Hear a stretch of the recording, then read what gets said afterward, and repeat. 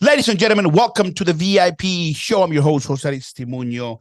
I got a good one for you folks. I mean, we're in Q4, we're getting ready for 2024, and we're always looking to scale companies. I mean, it's such an important thing. We're looking to grow, not only when it comes to your marketing, when it comes to your sales, when it comes to the capital of your company. And my next yes, it is a perfect person to talk about this. He has scaled, by the way, 3 companies, sold over $65 million. Folks, he's a high-performance executive coach. It's Ignacio Carcavallo, and he's with me right here on the show. Ignacio, welcome to the VIP show. What's up? Hello, Jose. Thank you for having me. Thank you, my brother, for being on the show. Before we talk business, before we talk about scaling companies, I got a question that I love to ask all my guests, and the question is this. Who was Ignacio Carcavallo, the little boy, growing up? I was super shy. Was very timid, very introvert. Had a hard time connecting with new people. Was really intimate with people that were really close. But outside of that, he was terrified. I was terrified of, meeting new people, especially even when growing a little bit older and being a teenage. I was completely terrified by talking to girls. But I don't know, I think after many years, I understood that I was very sensitive and I didn't know how to channel that emotions and sensitivity. And nowadays I work a lot about that. But over that time, it seems like I was a pretty sensitive kid and I didn't know how to handle that. Yeah, it's amazing. It's amazing for me to see, and it's almost like a pattern, but a lot of folks were very shy growing up, people who are very successful entrepreneurs today. So to all my introverts in the house, it is okay to be introverted. You don't have to be social all the time. It's okay to spend some alone time and then go out there and kill it. I really mean that sincerely. I want to say I'm kind of like a hybrid. I'm very extroverted for some things, but I'm also introverted for some other things. When I want to be creative, I'm very introverted. I don't want nobody talking to me when I'm writing and all that type of stuff. I want to go in a cabin in the woods and just think about all these things. But I think it's important to let people know that it's okay to be shy. And not everybody had a perfect childhood. Many people on the show, Ignacio, have come on the show growing up without a father, abusive parents. I mean, you name it, man. And they are very, very successful individuals today. So before we begin, do not let your light be taken from you at an early age because of something happened to you, because you can actually, it's not what happened to you, it's what's to come, right? That's a beautiful thing about life. What you do with what happened to you. Exactly. What you do with what happens to you. So very important. Thank you, Ignacio, for that. Especially, Jose, I want to add on that. Please. If you're an introvert, like I am or was, whatever, I've been working on myself for 20 or 25 years. So that's why you're gonna be seeing a very extrovert, I know, outspoken person, but I was extremely introvert. And what I've learned is that for introverts, when we are all still working on the extroversion, we need rest because it drains our energy. So I can be in a room full of people and doing amazing contacts and networking, but then I need to go to my cave and refill that energy because it gets strained. So it's a contrast. It's so true. It's so true. I mean, and let me tell you, folks, and I don't, if you want to be a successful entrepreneur, you have to network. As part of that is the human connection. But, I just got back from Vegas from a couple of conferences, and man, networking is exhausting. Networking is very tiresome because you're having kind of like the same little conversations all over again, right? It's like, okay, how are you? They're good and they're important, but man, it's just exhausting. So I feel you on that, man, 100%. How did you get, you've scaled 3 companies, man. That's very impressive. Sold over $65 million. How did you get into entrepreneurship and how did you end up scaling companies? Yeah. So I went to like a pretty good university back in Argentina, studied business administration. I wanted to be the next CEO of Procter & Gamble, Unilever. So I got into Anheuser-Busch InBev, that is Budweiser, Pepsi, and 80% of the beers of the world. And after 3.5 years, I saw that I was not a corporate guy. I knew I wanted to be an entrepreneur like 10, 20 years after I became the CEO. But then when I was working in corporate, I'm like, oh my God, this is full of politics and lobby and everything's so slow. It was an amazing company. I was just not good for a corporate life. So I hired my sister that is 5 years younger to start, doing an MVP and a minimum viable product of a new company, customizable shoe for girls. And I started transferring part of my salary to her to start, okay, I want to tap into this entrepreneurial world. And I started, this was back in 2010. LinkedIn was kind of even starting to get famous. But it was just only to upload your CV. There was no networking.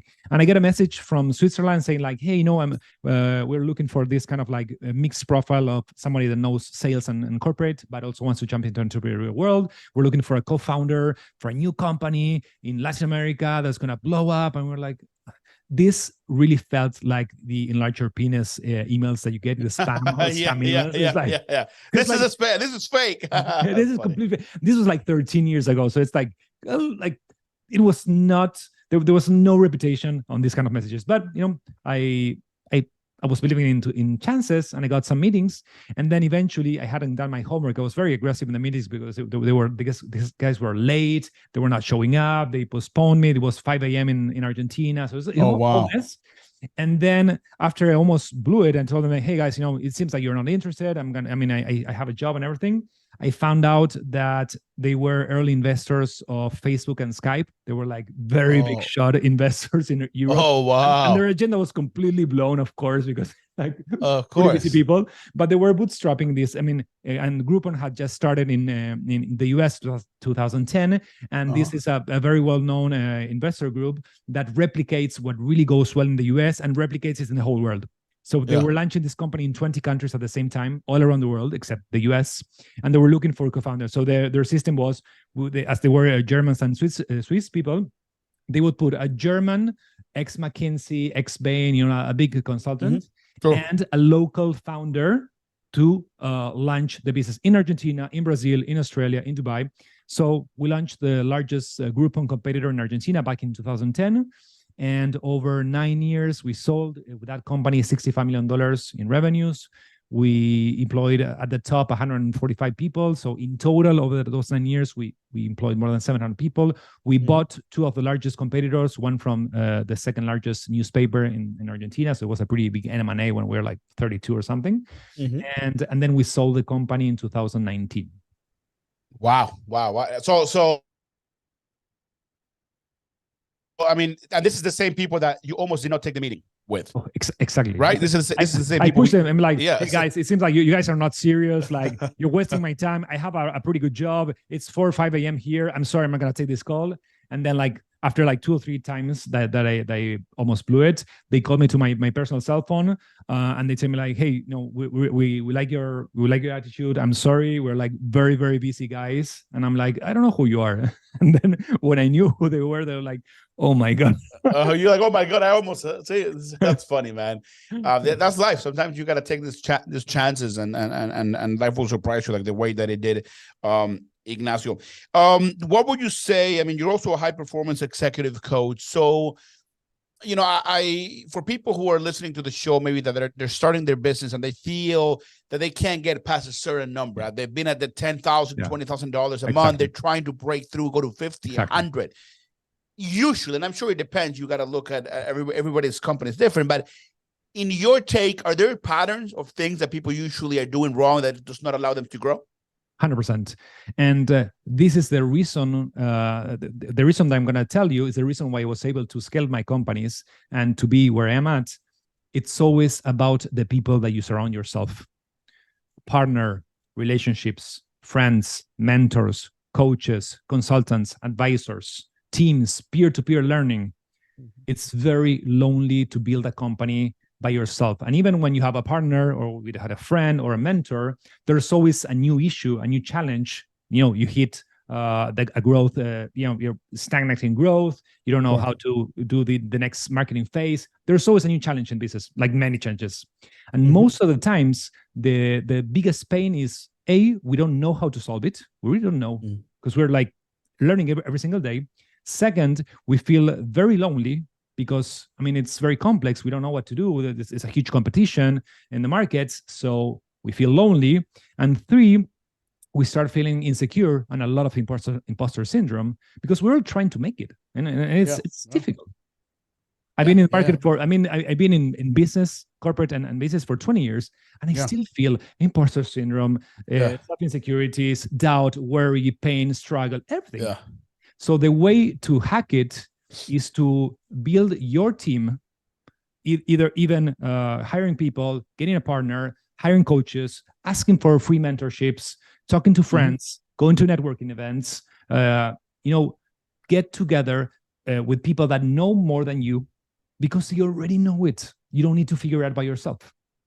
Yeah. No, it's so important, man. And I think, a few things. I think first and foremost, it's so important for you to come on the show, and I appreciate it, and be like, hey, man, I've been in business for 20 years, and I still feel imposter syndrome, and I still feel pain. And folks, everybody feels that, and that is part of the human condition, I would say, human nature, and it's part of being an entrepreneur. It's a very emotional, very fun roller coaster. It's filled with mountains and valleys and ups and downs.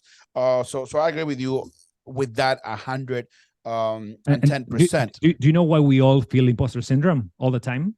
And it's impossible to escape? Because to be an entrepreneur, you have to surround yourself with people that are in a way better situation so that you learn. And you're constantly comparing yourself to people that have done like twice or 10 times more than you have done. That's a way to scale. That's a way to understand like with the path. So it's always a gap of where you are and what you're trying to achieve. So no wonder, you have a very successful podcast, but maybe you're comparing yourself with Joe Rogan. And you may feel as an imposter because you're always exactly. Wow. Yeah. You hit the nail on the head. So that is exactly right, man. So I always tell people it's okay to compare ourselves with some people at times, but I think the biggest competitor is yourself. The biggest competitor, it's in the mirror every time you wake up. How can I be a better Ignacio than I was yesterday? How can I help more people? How can Jose Aristimuno be a better person? And you name it. Very, very cool. How important would you say, and I got to ask you this as a marketing guy, how important is marketing and how important is personal branding when it comes to your business? I think it's everything. And it's been one of my biggest challenges. As I told you, I'm constantly learning. And I think that launching businesses is a very humbling process, because you, no matter what you have achieved in life, you don't know shit about this new phase. You're starting from, it's not scratch, but you know what I mean? It's like sure. Very, very humbling. So in this case, it's the first time in the past, I always sold products or services. It's the first time that I'm selling myself, even though it's a service, but it's about me and my experience and what I have to offer to others. So it's been a huge revolution. Like personal branding, it's like therapy, man. It teaches you so much about you, like traumas, even how you watch the camera, the faces that you do, your voice, how you act in camera, how you are on camera and off camera, how to transmit an authentic message, how to portray your true self, how to show your depth. Man, it's a revolution. I've been doing this for more than a year, and I'm learning every single day, and I'm doubling down because it's the future. It's a way to not own, but have more control on the distribution channel. If you build your community and you have your marketing channels, it's way easier than to pay like hundreds of thousands of dollars to our friend Mark for ads or Google or the paid advertising. So, but it takes time, and it teaches you a lot about you and what you need to learn and what you haven't gone through by this exposure, because it is exposure. Yeah, no, 100%. And it's important because, I always tell people, look, they can take away in business, they can take away your car, they can take away your home, they can take away everything, but you're never going to take away your personal brand. You're never going to take away how you make people feel when you walk into a room and connecting with people. So if you have a powerful personal brand, you have influence. If you have influence, you have power. And if you have power, you eventually get money, right? So it's so incredibly important. And from a marketing perspective, there's a great saying, Ignacio, you might know this, but it's not the best product that wins. It's the best known product that wins. McDonald's is not the best hamburger, but it's the best known. So how do you become the best at what you do, but also the best known, right? Have that omnipresence, be everywhere and anywhere, at all times. Would you say, tell me maybe a few things that maybe that you have learned. Like, what is one lesson in your life in the over 10 years that you've been an entrepreneur is there one lesson you're like, man, this lesson, like, I'm glad I learned this because it allowed me to be better, go bigger? Yeah. I luckily, like 10 or 15 years ago, I realized, and this is like my mantra, that inner work and self-development is the key to advance in every stage of life and business and any area of life. It's like the key to hack this life game. Whatever you want to achieve in life or business can be achieved through personal development. Do you want to get better at business? Hire a business coach, read a business book, go to a seminar, learn how to sell. You have a relationship problem, get a counselor, get a therapist, get a coach, learn about, read about a book about relationships. You want to get better health, get a personal trainer, get a coach, get a nutritionist, get a hormone doctor, go to the gym, learn how to sprint, learn how to surf. Everything and anything that you want to achieve in life can be achieved through personal development, inner work, and see what's stopping you, because the sky is not the limit. You are your own limit. So by unblocking whatever's going on with you or learning what you need to learn, you can achieve anything. And most of the people, for me, are missing this because, personal development seems like an extra, like an add-on. Yeah. Like that's a good way. Yeah.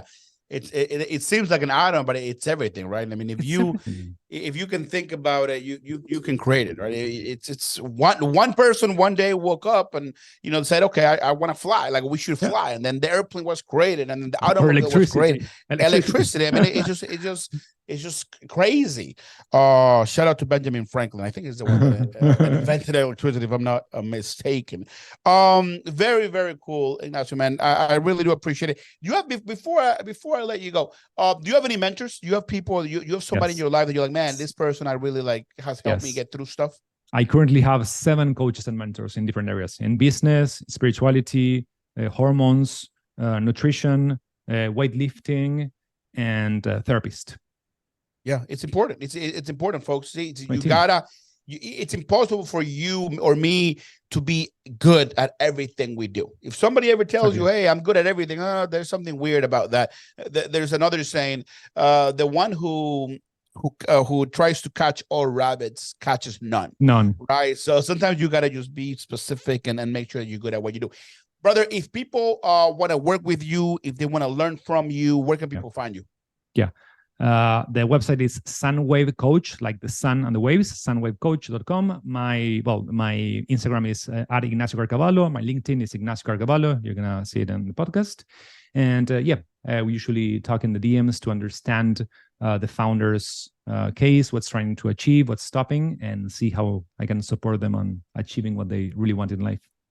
Very, very cool. You're listening to the VIP show. I'm your host, Jose Aristimuno. We are chatting with Ignacio Carcavallo. Amazing, man. Thank you so much for coming in the show. We really do appreciate it. Thank you, Jose. Thank you for having me. Thank you, brother.